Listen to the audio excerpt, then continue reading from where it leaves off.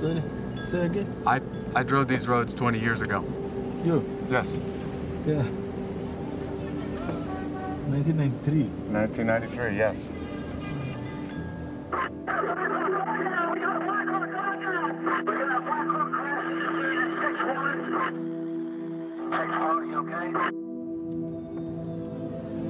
There is a great deal of killing, a whole lot of violence in the movie Black Hawk Down, but to be honest with you, it is a fraction of what really happened in Somalia.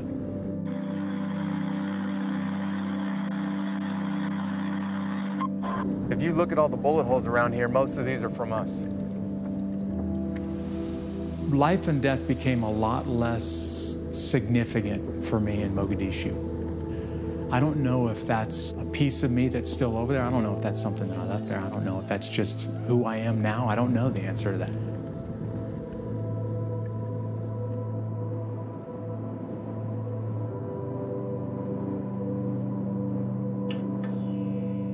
It was my job to lead the Humvees on all of the missions that Task Force Ranger did in Somalia. For the first 30 minutes, man, this thing went down like clockwork, except for one of the Rangers who was flying in on the Black Hawks. Todd Blackburn, when he left the Black Hawk to slide down the rope, he missed the rope and he fell somewhere between 70 and 90 feet from the helicopter. So as soon as I got to the target building, I was already getting a call to take Todd Blackburn back to the base and drop him off. And when I turned the corner, I got hit with the most intense enemy gunfire I've ever experienced in my life. In the course of 1 or 2 city blocks, Dominic Pilla was killed behind me and most of the vehicles were shot to pieces. For the first time, I started to panic and everybody around me started to panic. And I was thinking, I know I'm gonna die. When I finally made it back to the airfield, I was surprised that any of us survived. In fact, I took my helmet off and I threw it. I was so angry at what I just went through, threw it across the blacktop. And that's almost the exact moment that my platoon leader said, Jeff, Mike Durant's helicopters crashed in the city and we don't have anybody else who can go back out there. I need you to get your men, get back on the Humvees, and go back out to the Durant crash site and see if anybody's alive there. I started to clean the blood and the brain matter off of the sides of this Humvee, getting ready to go back out into the city streets. And I was listening over the radio as this operation was spinning out of control and people's voices were getting more and more terrified. I started thinking about my family. I started thinking, God, I'm gonna die in the next few minutes. Everything inside of me was thinking, don't go back out there. So at that point, I just kept doing what I was doing and I started praying, God, I'm in big trouble now, and I know I'm gonna die, and I need your help. Whatever you want to happen to me tonight, God, I'm putting my life and my future in your hands. It was in an instant, as soon as I said that, I was still totally convinced that I was gonna die. But from that moment, the rest of the night, I didn't fear death at all. I think that is the only thing that gave me the courage to get on Humvees and drive back out in the city streets repeatedly.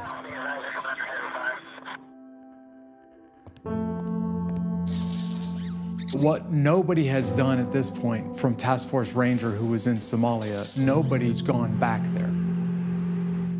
A good friend of mine, Kenny Thomas, who is in Somalia with me, called me out of the blue and said, Jeff, are you interested in going to Somalia? And I was the one telling Kenny, do you realize how dangerous Somalia and specifically how dangerous Mogadishu is? And he said, look, man, I'm willing to go if you're willing to go. I don't feel much emotional difference today than I did flying into Mogadishu 20 years ago. It doesn't feel like it's been that long.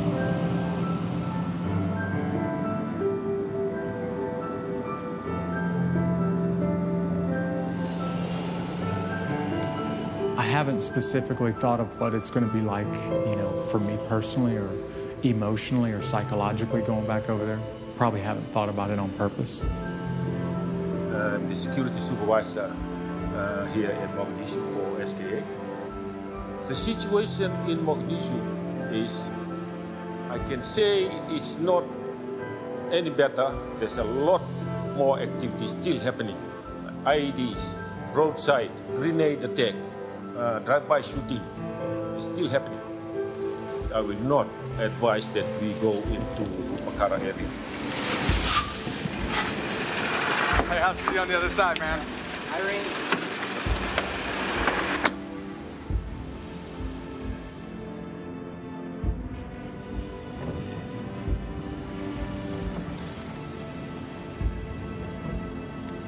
Hey, Jeff, do you recognize anything yet?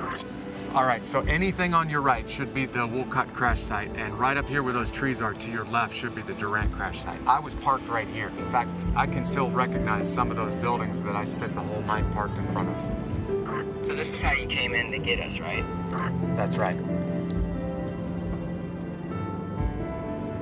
I think if you bang a right up here by this large 5-story building, you're gonna get real close to the original Target building. Oh, Jeff, tell the driver we're gonna go right. All right, we got it. Taking a right. Roger.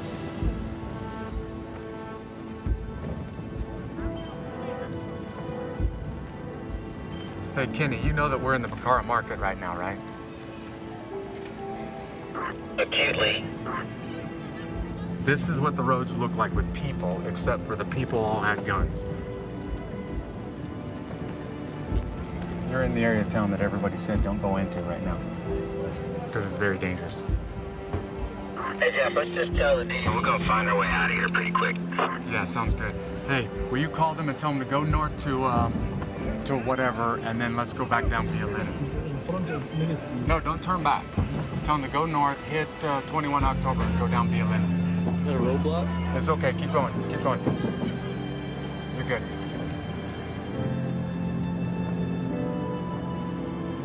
Next to building my house. It is? That's your house? Next to building Yeah. my house. Hey, we did a lot of shooting back here 20 years ago, by your house. Is this Hobbledig? Yeah, how would I miss that? Yeah, okay. We got into a big firefight right here, man. I drove down a narrow alleyway next to the Target building, and then I made a right turn onto that road. And when I made a right turn onto that road, that's where I got hit with about a couple of 100 to 1,000 enemy fighters within a few city blocks. That's where Dominic Pilla was killed. That's where the majority of the initial firefight that I experienced was there. And to this day, it's still the most intense firefight I've ever been in.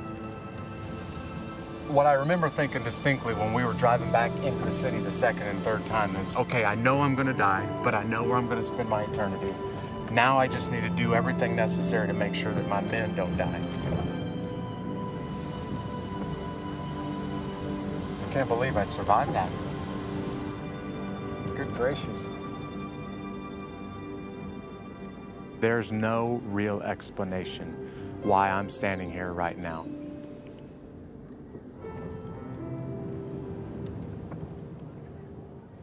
Today, driving back through the city streets, I think that's as close as I've come to the feelings of Somalia 20 years ago in Black Hawk Down.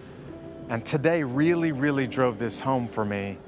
When this firefight was over with, a lot of guys were coming up to my little cot saying, you've got something that I don't have. What is it? You were able to do something that I wasn't able to do. I could hear it in your voice over the radio. What is it? I was very calm. I had made peace with God. I was ready to die in the next few moments. And it influenced the way that I fought. And seeing that spot today, where I washed the blood out of the back of the Humvees and where God gave me this sense of peace, has reminded me that death really became less significant to me in Somalia. And I wonder if life and death here on earth became less significant because eternity became so much more real to me in Somalia.